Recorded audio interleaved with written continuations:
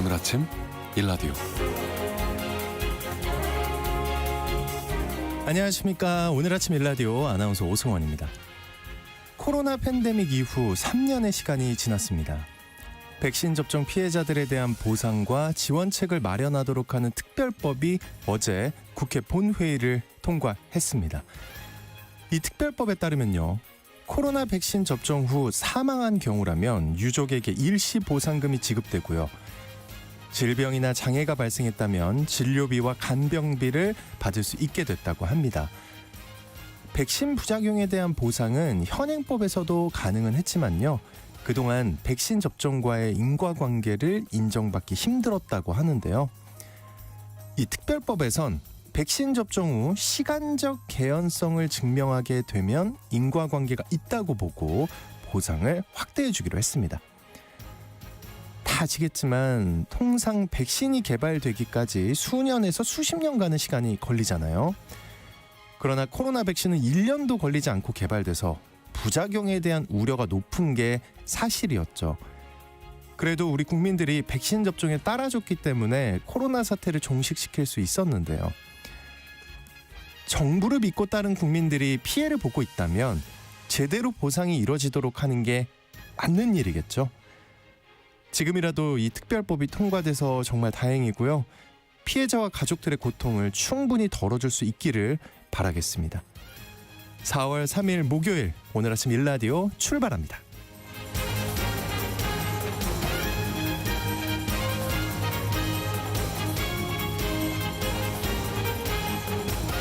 네, 오늘 아침 일라디오 이 시간은 물론 KBS 일라디오의 모든 프로그램은 유튜브, KBS 일라디오 공식 채널이나 모바일 콩 어플리케이션을 통해 실시간으로 함께 하실 수 있습니다. KBS 일라디오 채널 구독과 좋아요, 댓글 많이 부탁드립니다. 자, 오늘 농산 이슈 시간에는요, 수입 꽃가루 가격 급등과 현장 상황에 대해 살펴보고요. 또 생각하는 인공지능 시간엔 요즘 인공지능을 활용한 애니메이션 그림 그리기 열풍이 일기도 했는데 저도 해봤는데 이거. 네, 다양한 콘텐츠들을 둘러싼 저작권 문제에 대해 살펴보겠습니다.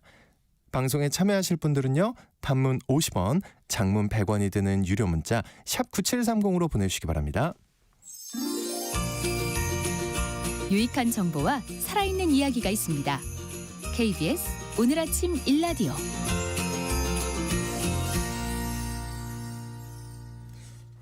네, 올해 수입 꽃가루 가격이 올라서 배 농가의 생산비 부담이 크다고 합니다. 이 꽃가루 수입 의존도가 높다 보니까 외국의 꽃가루 수급 환경과 여건에 따라서 국내에도 직접적인 영향을 받게 되는 건데요. 오늘 농산 이슈에서 이 수입 꽃가루 가격이 얼마나 급등했는지, 또 이에 따른 현장 상황과 정부의 대책에 대해 알아보겠습니다. 원재정 기자님과 전화 연결돼 있습니다. 안녕하십니까? 네, 안녕하세요. 한국농정신문 원재정입니다. 네, 수입 꽃가루 가격이 많이 올랐다는데 얼마나 올랐나요?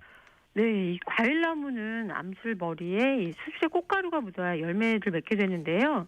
우리나라 배 재배 면적의 80% 이상을 차지하는 것이 신고배거든요. 근데 이제 신고배는 활짝 핀 꽃도 꽃가루가 없습니다. 네. 나무 자체적으로 열매를 맺기 어려운 상황이라서 꽃가루를 사람이 묻혀주는 인공 수분 작업이 필요합니다. 근데 이 꽃가루는 대부분 수입해서 사용하고 있는데요. 올해 초 농촌진흥청이 발표한 내용에 따르면 과수농가에선 중국산 꽃가루 사용이 일반적인데 중국에서도 꽃가루 수요가 늘어나고 또 검역 병해 문제가 있어서 공급처가 줄다 보니 가격이 전년 대비 50%나 올랐다고 합니다. 50%면 굉장히 높은데 이게 금액으로 따지면 얼마인가요? 네, 이 수입 꽃가루가 매년 조금씩 상승은 했고요. 그래도 20g 꽃가루 한 봉지가 한 5,000원 선에서 상승해 왔는데 올해는 인상폭이 50%나 되고 금액으로는 일시에 2만 원이 올랐습니다. 그래서 지난해 20g 기준 꽃가루 한 봉지에 4만 원에 샀다면 올해는 50% 오른 6만 원에 구입해야 되는 실정입니다.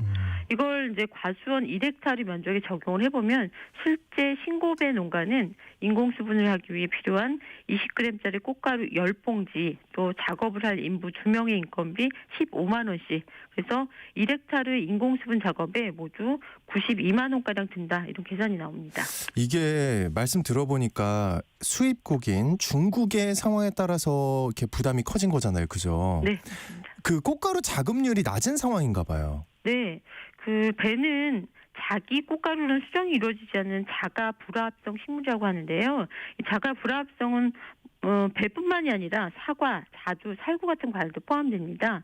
이런 과일 농사를 하는 농가에선 다른 종류의 나무를 심거나 별도의 꽃가루가 필수인데 꽃가루의 국내 자급 기반이 굉장히 취약한 상황이고요. 네. 우리나라의 수입 꽃가루 의존도는 80%로 매우 높습니다. 80%. 그럼 자급률이 20%잖아요, 그죠? 네.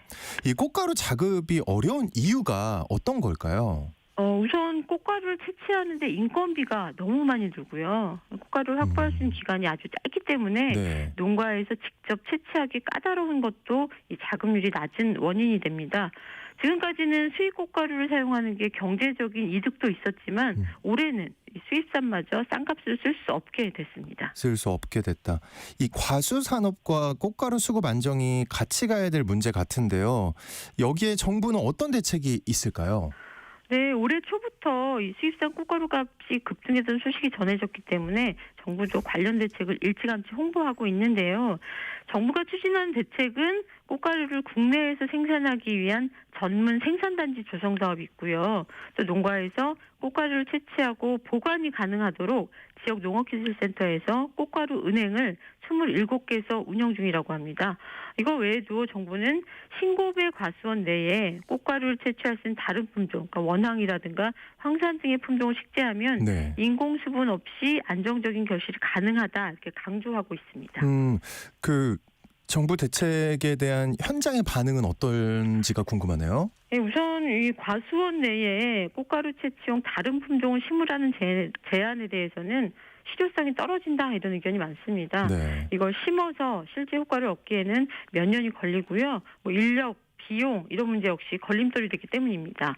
그리고 꽃가루 전문 생산단지 조성 사업의 경우도 문제가 있는데 예. 이게 2013년에 10억 원의 예산을 도입했거든요. 근데 이제 점차 예산이 줄었고 지난해와 올해엔 예산이 전혀 편성되지 않아 논란이 이어지고 있습니다. 경북이 과수 재배가 많은 지역인데 산불 피해가 굉장히 크잖아요. 네. 이제 겉보기엔 큰 문제 없는 나무도 현장에서는 이게 잘 자랄지 결과를 예측할 수 없다, 이렇게 낙담하고 있습니다. 과일 좋아하시는 분들 많은데요. 이 국민 대표 건강관리직인 과일의 생산 기반을 지키기 위한 정부 차원의 노력이 더 절실한 때라고 생각됩니다. 그러니까요. 오늘 말씀 들어보니까 거기다 이제 산불 피해까지 굉장히 컸기 때문에 더 걱정입니다. 여기 정부의 현실적인 대책이 좀 빠르게 마련이 됐으면 좋겠습니다. 농산 이슈 지금까지 한국농정신문의 원재정 기자님과 함께했습니다. 오늘 말씀 고맙습니다. 네, 고맙습니다.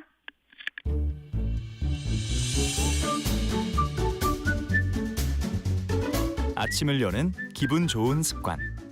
KBS 오늘 아침 1라디오.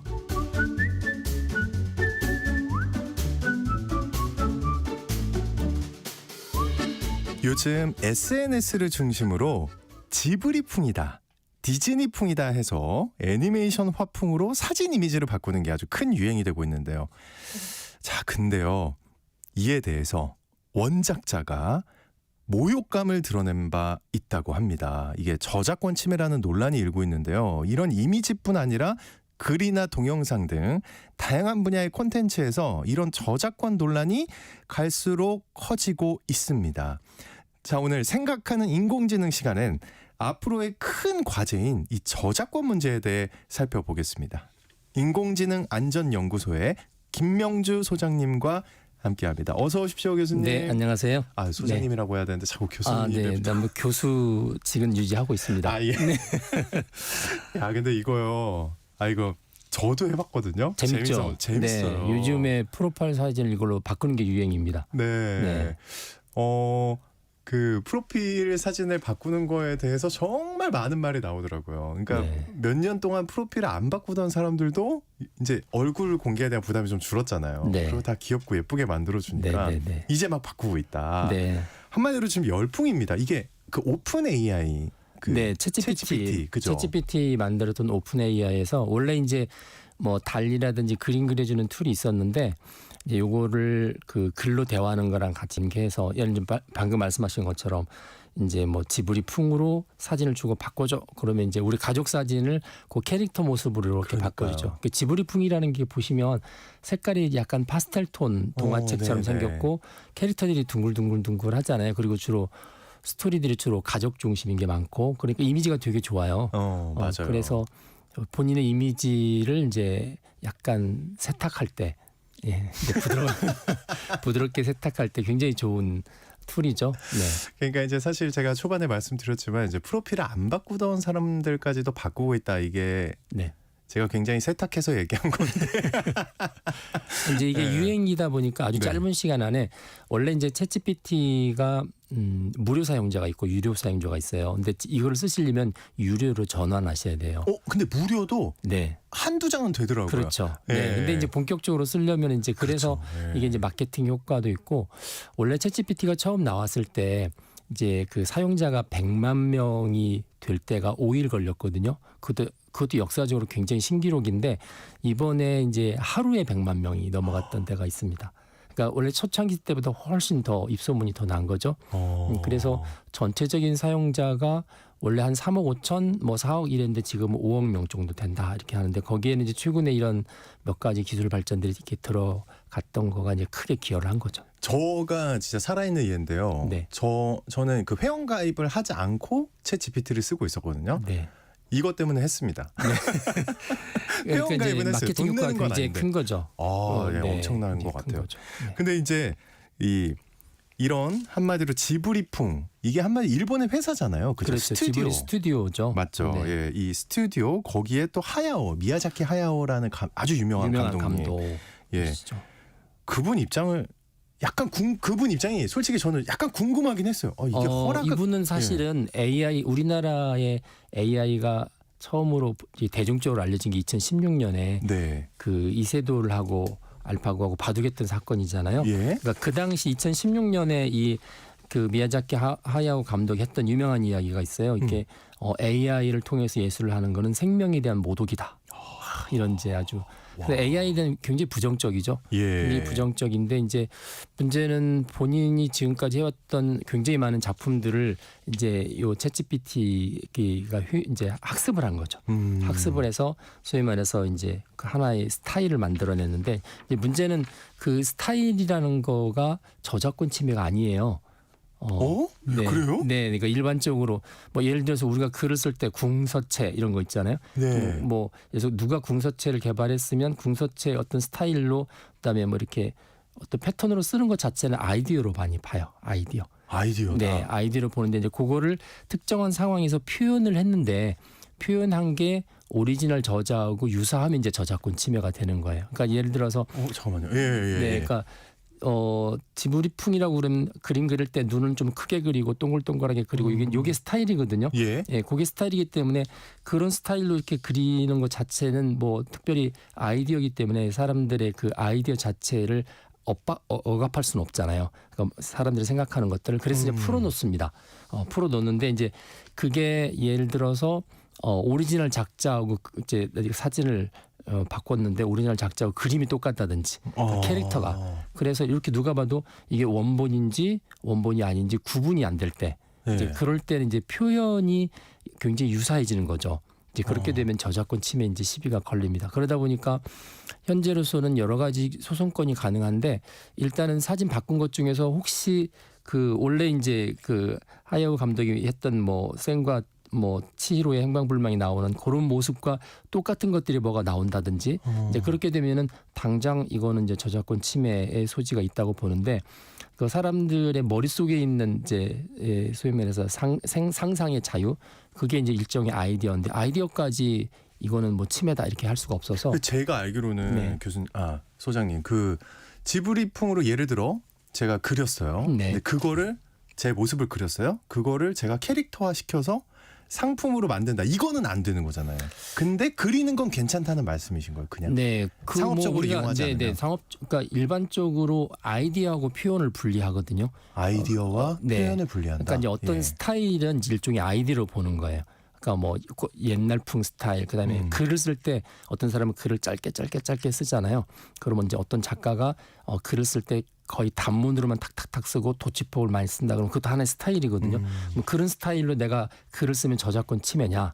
그건 아니고 그런 스타일로 썼는데 그 나와 있는 글자들이 그 원래 저자가 썼던 글자하고 표현이 이제 유사한 것들이 나오기 시작하면 저작권 침해로 보일 수가 있죠. 그래서 보일 수 있다. 네. 오. 그래서 이전에도 보면은 뭐 여러 가지 스타일, 뭐 화가들 스타일 뭐 이런 게 나왔는데 주로 이제 저작권 같은 경우는 보통 70년을 따지거든요. 그러니까 이제 70년이 지나가신 분들 스타일은 써서 막 우연히 겹치거나 그렇게 해도 문제가 안 되는데 이게 이제 현재로서는 70년이 안 됐기 때문에 또 저자가 살아있기 때문에 이런 경우는 이제 문제가 될 수 있고 또 이게 저작권뿐만이 아니라 안에 또 들어가면 또 다른 지식재산권들이 있을 수 있어요. 예, 그럼 아까처럼 이제 뭐 의장권 뭐 이런 것들 디자인권 이런 것들 수 있기 때문에 이제 이런 경우는 디자인권 침해다 이렇게 또 따질 수가 있죠. 근데 보통 우리가 이제 지적재산권하고 이제 저작권은 똑같지는 않은데 보통 동일하게 보기도 하니까 네, 일반 사람들은 네. 야, 어쨌든 이게 인공지능이 지브리풍으로 굉장히 바꿔주고 있잖아요. 엄청나게 일을 하고 있는데, 네. 근데 이게 인공지능이 학습한 거잖아요. 지브리 그렇죠. 네. 그렇죠. 스튜디오의 그 창작물들을. 네. 원래 야, 저작권 예. 침해가 되려면 법적으로 두 가지를 만족을 해야 돼요. 두 가지요. 첫 번째는 뭐냐면 이제 표현의 유사성 방금 한 것처럼 이게 비슷하네라든지 주로 보고 베꼈겠네라고 이제 표현이 유사하니까 음악 같은 경우도 어느 소절을 딱 듣다 보니까 여기 다른 사람의 곡하고 비슷하네 그런 어떤 이제 부분이 느낌이 그럴 수 들죠. 있죠. 예. 네, 그런데 이제 거기에 조건이 하나 더 붙는 게 이제 어떤 게 있냐면 이 사람이 원 저작거를 접근했을 가능성이 있어야 되는 거예요. 네. 네. 그러니까 예를 들면 이제 그걸 예. 보통 의거성이라고 하는데 예. 어떤 사람이 이제 난파가 돼서 무인도에 한 10년 갇혔는데 이 사람이 작곡가예요. 근데 10년 동안에 무인도에서 악상이 떠올라서 자기가 열심히 이제 곡을 적어가지고 이제 육지에 이제 나오는 계기가 됐는데 그 10년 사이 육지에 무슨 곡이 유명한 곡들이 있었는데 그 독도 저게 그 무인도에서 작곡했던 거하고 유사한 게 막 생길 수가 있거든요. 네, 그러면은 표현의 유사성은 있는데 이 사람이 무인도에서 접근할 리가 없었죠. 그러니까 그렇죠. 통신이 다 단절됐다면 네. 그러면 이제 의거성이 없는 거예요. 예, 왜냐하면 사람이라는 게 생각하는 게 비슷할 수 있기 때문에 이제 그렇게 되는데 그래서 여기에서 결정적으로 이제 말씀하신 것처럼 저작권이나 지식재산권 침해에 대한 소지가 되려면 이제 오픈 AI에서 그래 지브리 스튜디오 걸 우리가 베꼈어. 학습을 했어라고 시인을 해야 돼요. 네. 아마 여기서 대부분 다 지금 웃고 계실 거예요. 네, 예. 시인을 하거나 해야 아니면 되는데. 그걸 갖다 학습했다는 증거를 잡아야 되는 거예요. 그 증거 없어도 100% 아닙니까? 그러니까요. 그래서 네. 처음에 네. 챗GPT를 만들었을 때 뭐라고 자랑했냐면 우리 AI는 지구상에 존재하는 인터넷에 있는 모든 걸 다 가져다 학습을 했습니다. 이랬거든요. 그러니까 자기네 AI가 얼마나 강력한지를 자랑하려고. 예. 근데 법적으로 그게 뭐냐면 그거 인과성을 인정하는 거네. 지구상에 존재하는 걸 모든 걸 저자의 허락 없이 다 가져다 학습했다는 거지. 그래 일단 가져다 학습했으니까 챗GPT가 무슨 글을 쓸 때 어떤 인터넷상에 있는 글하고 비슷한 게 나오면 저작권 침해가 되는 거예요. 왜냐하면 표현의 유사성이 있지 인과성이 있지. 그렇죠. 네, 그래서 이제 요즘에 이제 도대체 뭘로 훈련했냐라고 네. 데이터를 밝히라고 그러면 안 밝힙니다. 이제는 바뀌었군요. 네, 그래서 처음엔 그랬다가 지난달에 딥시크가 나왔었잖아요. 중국의 예. 딥시크. 아주 짧은 시간 안에 거의 성능이 굉장히 좋았는데 사람들이 오픈 소스를 썼다 뭐 했다 막 자랑하다 갑자기 그래 굉장히 훌륭한데 학습 데이터는 뭘 썼습니까? 그랬더니 그거는 영업 비밀이라 밝힐 수 없습니다. 이제 이렇게 나가는 거죠. 예. 네, 그래서 대개는 이제 본인들 주변에서는 분명히 추측을 하는데 본인들은 그걸 했다고 법적으로 인정을 안 하죠. 네, 그렇게 되면 이제 저작권 침해에 있어서 한 가지 중요한 요소가 이제 흔들리기 시작하는 거죠. 왜냐하면 그거 공개하라고 그래도 우리가 영업 비밀인데 그거 공개했다고 우리 망하면 당신들 책임질 거냐 이게 역공으로 들어오잖아요. 그러니까 이걸 또 강요할 수 없어요. 법적으로 강요를 하기 전에는 못 하는 거죠. 그래서 유럽연합에서 인공지능 법을 만들었는데 네. 거기에 이제 요걸 탁 집어넣습니다. 인공지능은 무엇을 학습했는지 데이터에 대해서 밝혀라. 그다음에 그 안에 혹시 저작권이 있으면 그 저작권은 어떻게 다뤘는지 밝혀라. 이게 지금 인공지능법의 EU법에 들어가 있고 그걸 네. 이제 대단히 불편해하죠 기업들이. 야, 근데 좀 말씀을 듣다 보면 인공지능은 지금까지 엄청나게 이제 우리 네. 물론 저의 추측입니다. 이게 방송이기 때문에 여러분 좀 감안을 해주세요. 제가 제대로 말할 수 없다는 걸. 그러니까 저의 상상인데 네. 인공지능이 이제 학습을 했다면, 네. 근데 지금 이제 굉장히 많은 사람들이 인공지능을 쓰고 있고, 이게 공공의 이익에 부합한다고 볼 수도 있지 않을까 하는 생각이 그렇죠. 들어요. 충분히 그럴 수 있죠. 그렇죠. 왜냐하면 네. 지금 뭐 학습 데이터를 저작자들의 허락을 안 받고 다 가져 썼다. 이게 이제 비난받을 소지인데 만약에 그 과정이 없으면 지금의 인공지능이 존재 안 하거든요. 그렇죠. 네. 예, 왜냐면 예. 현재 존재하는 인공지능 기술은 데이터를 학습하는 데서 출발을 해요. 그리고 학습하는 데이터가 많고 좋을수록 얘가 출력이 좋거든요. 이제 그러니까 이 부분을 놓고 처음에 고민을 국가들이 많이 했어요. 그래서 미국 같은 경우는 우리나라도 그렇고 미국도 그렇고 저작권법이 있는데 저작권법 안에 그 공정 사용이라는 항목이 있어요. 공정 사용. 네, 그러니까 예. 보통 페어 유즈라고 하는데 뭐냐면 이게 이제 흔히 말해서 공공의 목적, 모두한테 도움이 되는 거, 뭐 위급한 상황, 뭐 이런 것들은 뭐 그런 상황에서 저작권을 다 따지면 이게 오히려 인류 발전의 발목을 잡을 수 있다 그러면 이제 저작권을 이제 양보를 하게끔 만드는 거죠. 뭐 예를 들면 이런 거죠. 수능 시험에 어느 소설 작가의 글을 인용하고 싶어요. 그 원래대로 하면 그 소설 작가한테 돈을 요걸 내야죠. 시험 문제에 낼 거니까 이제 저작권을 좀 승인해 주세요 이렇게 해야 되는데 그럼 이제 시험 문제 유출이 되죠. 그게 나간다는 소문이 날 수 있을 거 아니에요. 그러네요. 예. 네, 그러니까 이제 그런 경우는 무조건 허가 안 받고 쓰는 거예요. 일단 네, 쓰고 그다음에 저작권도 사실은 그런 경우는 면제가 됩니다. 네, 면제가 되고. 아까 그 공공이익이기 때문에 네, 네, 이제 그런 식으로 해서 몇 가지 공정 사용. 예. 저작권이 적용이 안 되는 것들이 이제 쭉 나열이 돼 있는데 그걸 이제 통과를 해서 이제 공정 사용이라고 그래요. 그러니까 근데 이제 문제는 이 공정 사용이 원래는 공공의 목적이나 뭐 인류한테 큰 발전이 되는 걸 그렇게 하기 위해서 이제 하도록 되어 있는데 AI라는 걸 바라볼 때 AI가 이게 새로운 기술이고 인류한테 도움이 되니까 얘한테는 학습 데이터가 진짜 많이 필요한데 이 학습 데이터 저자한테 다 저작권을 승인을 받으려면 어느 세월에 이걸 하겠느냐. 불가능하죠. 예. 그래서 이제 미국에서도 그렇고 거의 대부분의 나라들이 공정 사용을 허용을 했어요. 아, 그래요. 네, 그래서 예. 이제 소위 말해서 인터넷에서 다 긁어서 저자들 허용을 안 받고 이제 다 이제 AI를 구현했고 그게 지금 이제 쓰고 있는 챗GPT라든지 뭐 이런 거겠죠. 네, 이런 건데 이제 문제는 이게 이전에 AI는 학습을 했는지 안 했는지 저자들이 자기 걸 학습했는지 안 했는지 확인할 길이 없었는데 이제 생성형 AI라고 하는 챗GPT나 지금 이제 그림 그리는 AI, 동영상 만드는 AI는 눈에 보이잖아요. 저 그림 어디서 많이 본 것 같은데 그러니까요. 이제 그러면서 저자들이 나한테 허락도 안 받고 왜 그 국가에서 공정 사용을 저거 허용을 해줬어? 그러니까 이게 딜레마죠. 화나죠. 네, 이거 이제 입장 그러니까 바꾸면. 예. 미국 같은 경우는 이제 좀 힘이 센 저자들의 그룹, 예를 들어서 신문사, 방송사 이런 데서 우리 신문 거 다 긁어서 서비스하네. 그러면 우리랑 너희랑 사실 경쟁 관계인데 우리 거 저작료 내라. 앞으로도 계속 긁어서 쓸 거 아니야? 라고 그래서 이제 소송이 굉장히 많이 걸려 있습니다. 지금 걸려 있는 지금 상황. 걸려 있습니다. 그래서 뉴욕 타임즈 같은 경우는 재작년 말에 이제 이 오픈 AI죠. 예. 오픈 AI하고 그 같이 이제 러닝메이트가 마이크로소프트사인데 거기를 상대로 소송을 걸었고요. 중간에 뭐 합의해서 취하할까 생각했는데 취하하지 않고 계속 하고 있고요. 그다음에 월스트리트 저널 같은 경우는 소송 걸까 말까 하다가 합의를 했습니다. 그러니까 그 위에 월스트리트의 그 위에 있는 그 모기업이 미디어 코픈 같은 그렇거든요. 거기랑 협의를 해서 1년에 한 우리나라 돈으로 한 3,500억 정도 이렇게 주는 걸로 합의를 한 거죠. 대개는 이제 이런 소송들이 걸리면 실제 이걸 누가 이기냐 지냐까지 갈 수도 있지만 피차 법률 비용이 많이 들고 시간이 걸리잖아요. 그러니까 이제 적절한 선에서 되게 합의를 해서 돈을 주고받는 걸로 해서 끝내거든요. 근데 되게 많은 소송들이 막 그렇게 하는데 미국에 지난 2월 달까지 해서 요 AI 기업을 상대로 해서 저작권 소송 걸린 게 한 40건이 됩니다. 굵직굵직한 게 예. 40건이 된 상태죠.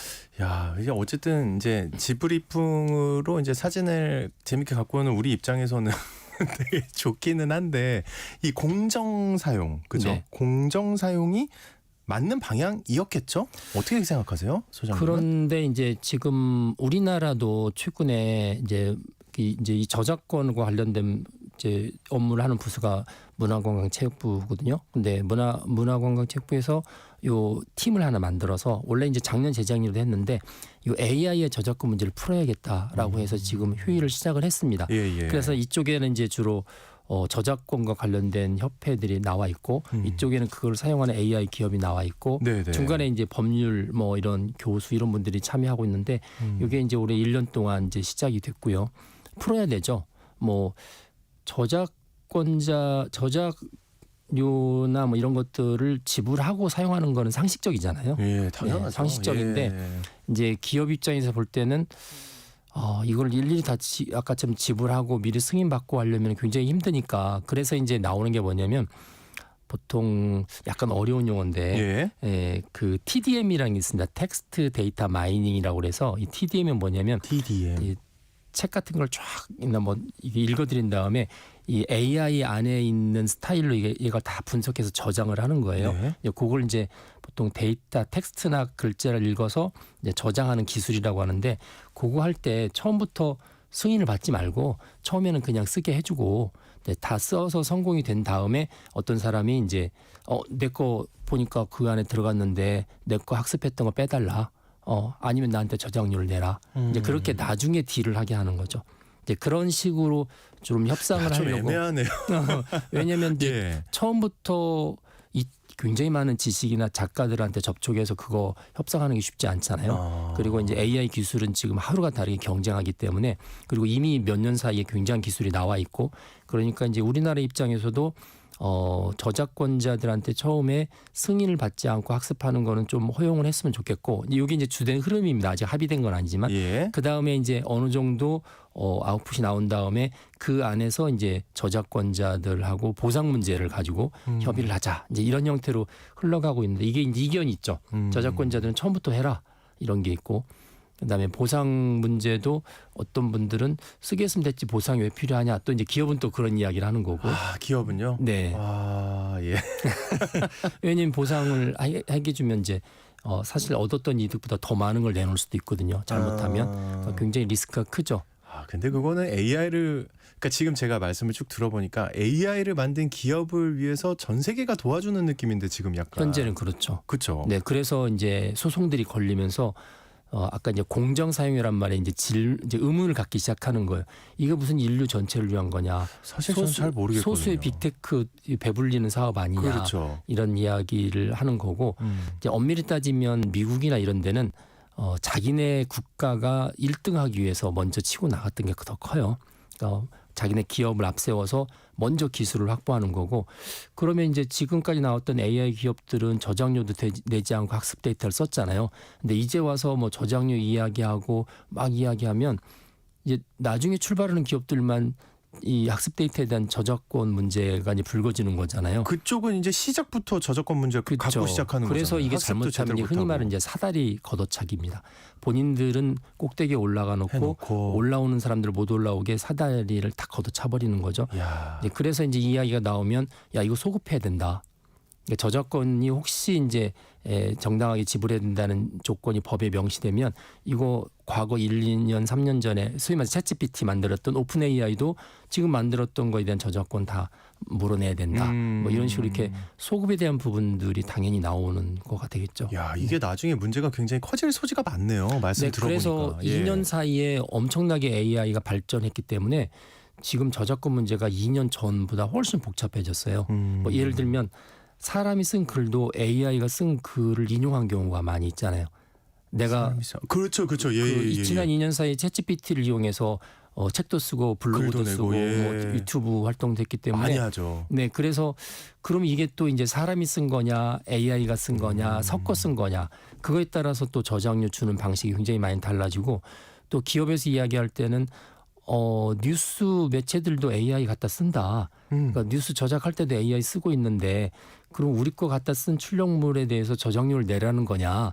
이게 이제 그 2, 3년 사이에 이제 이게 물고 물리는 관계로 발전된 거죠. 야, 예. 네. 그다음에 이제 또 이런 게 있습니다.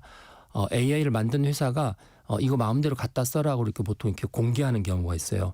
보통 이제 메타라는 이제 페이스북에서 예. 그렇게 많이 하는데 그렇게 되면 가져다 쓰는 이제 기업은 학습 데이터가 필요 없어요. 이미 그걸 가져다가 자기가 응용만 하면 되니까. 그러면 응용을 너무 잘해서 돈을 막 벌고 있는데 나오는 출력물이 뭔가 저작권 침해 같은 느낌을 주는 출력들을 막 내면 이 회사한테 이제 돈을 이제 저작료를 물어달라고 요청을 하겠죠. 그런데 우리는 데이터 갖다 쓴 게 없어. 저쪽에서 공개한 것만 갖다 썼어. 그러니까 메타에서 네. 애초에 쓰라고 한 것만 썼는데 왜 나한테 그러냐. 그렇죠. 이제 이 문제가 생기고 지난번에 아까 제가 말씀드렸지만 딥시크한테 데이터 공개하라고 그러니까 우리는 뭐 밝힐 수 공개할 없다. 것도 없다 하지만 네. 사실은 데이터가 아주 짧은 시간 안에 그렇게 좋은 데이터를 못 얻었을 거라고 보고 있어요. 그러면 주로 어떻게 하냐면 네. 얘가 챗GPT에 붙어서 계속 데이터를 끌고 옵니다. 이걸 보통 데이터 증류라고 하는데 증류. 이제 술 거꾸로- 증류하듯이 그렇죠, 그거예요? 맞습니다. 예. 네, 챗GPT가 열심히 학습해 놓은 거를 얘가 가져다 쓰니까 얘는 훨씬 더 고급 데이터를 갖다 쓰는 거 아니에요. 똑똑하네요. 네, 그래서 이제 딥시크가 똑똑할 수밖에 없다라는 이야기를 하는 거고, 예. 그래서 챗GPT 만든 오픈AI에서 이제 야 우리 영업 비밀을 가져갔으니까 소송 걸겠다 이렇게 나오니까 하는 이야기가 그럼 너희들은 학습 데이터 어떻게 얻은 건데 너희들도 밝혀라. 이게 이제 서로 물려 있는 거죠. 네, 물려 서로 있습니다. 할 말이 없긴 하네요. 네, 그래서 지금 예. 이게 복잡해졌어요. 굉장히 아. 복잡해진 상황이 됐습니다. 야, 이게 사례를 들어보니까 이게 끝도 없을 것 같은데요. 네, 아까 이제 소송이 많이 이제 40개 정도 여러 네. 가지가 걸려 있다. 네, 근데 어쨌든 지금 제가 말씀 들어보니까 그 미야자키 하야오 감독의 입장이 따로 나온 건 지금은 없잖아요. 없습니다. 그죠? 네, 네. 하지만 그 전에 밝힌 걸 보면 굉장히 지금 화가 부글부글 하실 모든 것 같아요. 저자들은 그렇겠죠. 왜냐하면 자기 저작물과 비슷한 게 나오기 시작을 하면 일단 사전 승인 안 받았잖아요. 이제 공정 사용이 원래 그런 의미이기 하는데 이제 공정 사용에 대한 이의 제기를 하는 거죠. 야, 이거는 좀 어쨌든 지금까지 들은 것만으로도 이 저작권 문제가 굉장히 복잡하고 네. 그럴 것 같습니다. 그러면서 저작권 관련 협의체가 발족을 하고 네, 그 소장님이 협의체 위원으로 위촉을 받으셨다고요. 네, 네. 예, 이 얘기 좀 해주세요. 네. 지금 한 3개 그룹으로 나누어서 저작권에 대한 논의를 하는데 말씀하신 것처럼 이제 뭐 문학, 음악, 음저협이라고 하죠. 저작권 협의회 이런 데 들어와 있습니다. 들어와 있고 이게 뭐 처음 논의된 건 아니고 이제 몇 년간 논의됐는데 결론이 안 난 거죠. 이게 평행선입니다. 평행선. 그럴 것 같아요. 네, 평행선이어서 모여서 논의할 때마다 이거 풀기는 풀어야 되는데 과연 이번에 깔끔하게 풀릴까라는 생각이 있고 이제 더 중요한 게 뭐가 있냐면 이게 우리나라에서만 법으로 정하면 안 되는 게 우리나라만 역차별을 당할 수 있어요. 특히 우리나라 기업들만. 네, 그래서 이제 이 부분들은 풀기 위해서는 글로벌 협의가 필요하거든요. 그러니까 원래는 이제 와이포라고 해서 세계 저작권 협의회나 이런 데서 좀 협의를 해서 전 세계 쫙 뿌려줬으면 좋았을 텐데. 좀 기준 같은 걸 만들어 가지고. 그렇죠. 사실 그 기대를 했는데 그 기대에 이제 만족할 만큼 결과를 못 내니까 지금 이제 국가 단위로 움직이고요. 미국 같은 경우는 이제 벌써 치고 나갔잖아요. 치고 나갔고 뭐 중국은 또 중국대로 치고 나가고 이제 그래서 1등, 2등이 미국하고 중국이 되다 보니까 이제 나머지 국가에서 네. 이제 우리 AI는 처음부터 제작권을 따져서 하겠다라고 말했을 때 자기네 나라의 기업한테 발목을 잡는 거가 되는 거예요. 이미 다른 데는 이제 공정 사용을 썼기 때문에. 야, 어렵네요, 진짜. 네, 예. 그러니까 이제 AI 기업을 통해서 뭔가 미래 먹거리를 만들어야 되는 국가, 특히 우리나라 같은 경우는 이제 이게 좀 급하죠. 급한데 이제 이익단체나 저작권자 입장에서는 또 그걸 100% 양보할 수는 없는 거잖아요. 그렇겠죠. 그래서 이제 예. 이것도 이제 딜레마라고 합니다. 이 딜레마. 저작권 딜레마에 빠졌다고 생각을 하고 이거 있고. 근데 풀 수는 있는 그래서 거예요? 이제 예. 제가 풀려면 이제 원칙을 만드는 거는 좋죠. 원칙을 만드는 건 좋지만 이제 글로벌하게 협의를 해야 된다. 그러니까 다른 나라 특히 미국이나 뭐 이런 데랑 협의해서 합의까지는 아니더라도 협의를 해서 어느 원칙을 정하고 그 원칙에 따라서 같이 움직여야지 우리나라만 움직이게 되면 이게 어느 한쪽에 있어서는 굉장히 큰 피해를 이제 상대적으로 입게 되는데 그게 아마 기업일 가능성이 크죠. 네. 그래서 또 이제 기업의 그런 부분을 예. 이야기하면 저작권 협의에서는 또 저 사람은 기업 편이다. 이제 또 이런 이야기를 하니까 그럴 수 있죠. 이제 양쪽을 다 생각하면 좀 갑갑하죠. 근데 이제 이거 뭐 어떻게 할 수 있는 상황인가요? 이제 네. 저작권 이제 아까 지금 지브리풍 이야기 했는데 이제 이현세라고 아시죠? 아유, 그럼요. 유명하신 작가분인데 공포의 이분도 외인구단. 그렇죠. 예. 이분은 이제 사실 몇 년 전부터 본인이 이렇게 돌아가셔도 이현세 풍의 만화들이 계속 나올 수 있도록 AI를 활용해서 하는 작업을 하고 계세요. 그러니까 이제 반대죠. 지브리핑 같은 경우는 AI 회사에서 그냥 갑자기 일방적으로 확 가져가서 예. 만들었던 건데 아니 나의 스타일이 있는데 이현세 풍이 있는데 내가 죽어도 새로운 이현세의 만화들이 만들어졌으면 좋겠다. 그 그림들이. 그러면 이제 그런 입장도 있을 수 있군요. 그렇죠. 예. 자기 스타일을 AI한테 학습을 한 다음에 거기에 이제 스토리 같은 걸 쓰면 그 스토리를 만화로 이렇게 만들어주게 할 수도 있죠. 그러니까 이제 저작권 문제가 전혀 준비하지 않은 사람들이 AI를 딱 접하게 되면 약간 피해보는 느낌, 이렇게 당하는 느낌이 드는데 AI 기술을 이렇게 들여다보면서 저거를 혹시 내가 이용하면은 어떻게 또 다른 업그레이드된 어떤 사업들을 할 수 있지 않을까 생각하면 또 그런 부분이 있습니다. 그래서 같은 애니메이션이나 만화 뭐 이런 저작자인데 AI를 보고 적극적으로 대응하시는 분들이 계시고 이제 그런 거 없이 오히려 AI 기업이 가지다가 일방적으로 쓰게 되면 이제 분쟁이 생기는 거여서 그래서 요즘 이제 AI 시대대 저작권 이야기할 때 이런 문제를 적극적으로 대응을 하려면 오히려 AI 기업하고 협업을 해서 개인 그냥 단체 적극적으로. 네. 예. 그래서 어느 지분을 차지하거나 또 본인들의 어떤 의미들을 더 이렇게 창출하는 게 훨씬 맞지 않을까 이제 그런 이야기도 많이 하고 있습니다. 그렇군요. 자, 어떻게 개인적으로 네. 그 인공지능과 저작권 문제 이거 네. 굉장히 복잡한데 많은 말씀해 주셨지만서도 네. 어떻게 해결되는 게 바람직하다고 보시는지가 굉장히 궁금해요. 사실은 이제 네. 이게 그 학습 데이터에서 걸리는 두 가지 이슈가 있어요. 하나는 이제 개인정보.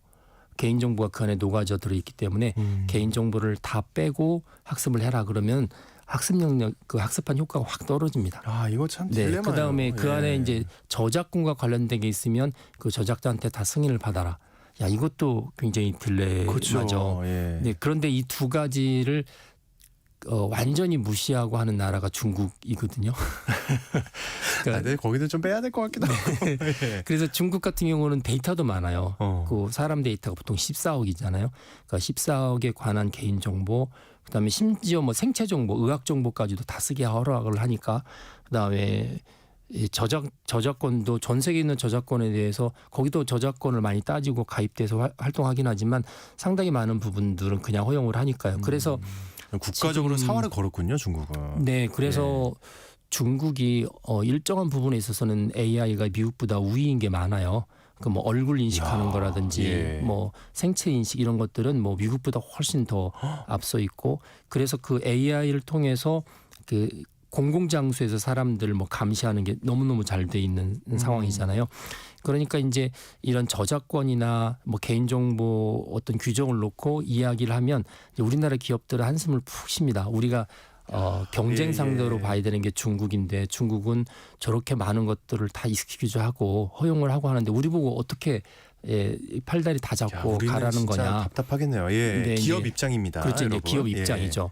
기업 입장인데 이제 아까처럼 개인정보는 국민 개개인 입장, 그 다음에 저작권은 이제 저작권을 가지고 있는 저작자 입장에서 볼 때는 또 그게 아니잖아요. 그럼요. 네, 그래서 이제 이 절충점을 찾는 거는 진짜 쉽지 않습니다. 쉽지 않은데 이제 중요한 거는 이게 시간의 싸움이에요. 아시겠지만 다른 데가 치고 나가면 후발 업체들 입장에서는 그러니까 뭐 흔히 말해서 1등만 기억하는 무슨 이런 세상 이런 것처럼 이 부분은 항상 그렇기 때문에 그래서 좀 이제 국가적 차원에서 굉장히 힘들죠. 그래서 지금 국가에서 이번에 엄청나게 많은 뭐 GPU 센터, 데이터 센터도 뭐 조 단위의 돈을 부어서 빨리 해야겠다. 지금 이제 골든 타임 막 지나고 있다라고 생각했기 때문에 그래서 이 저작권 문제는 제 생각에는 일단은 이제 요 TDM이라고 아까 말씀드렸잖아요. 이제 쓰게 하는 부분들이 좀 우선적으로 이루어져야 되지 않을까 생각을 하고 알겠습니다. 교수님 마지막으로 짧게 하나만 물어볼게요. 네. 우리 개인들은 지브리풍 써도 되는 거죠? 있습니다. 네, 상업적으로 쓸 것만 아니면? 네. 알겠습니다. 네, 오늘 생각하는 인공지능 시간에는 갈수록 복잡해지고 있는 인공지능 저작권 논란에 대해서 말씀 들어봤습니다. 인공지능 안전연구소의 김명주 소장님과 함께했습니다. 오늘 말씀 고맙습니다, 소장님. 네, 감사합니다. 네, 여러분 날씨와 강풍으로 작은 부시가 큰 산불로 이어지니까 절대적으로 불조심 부탁드리고요. 전 내일 다시 돌아옵니다. 좋은 하루 보내세요.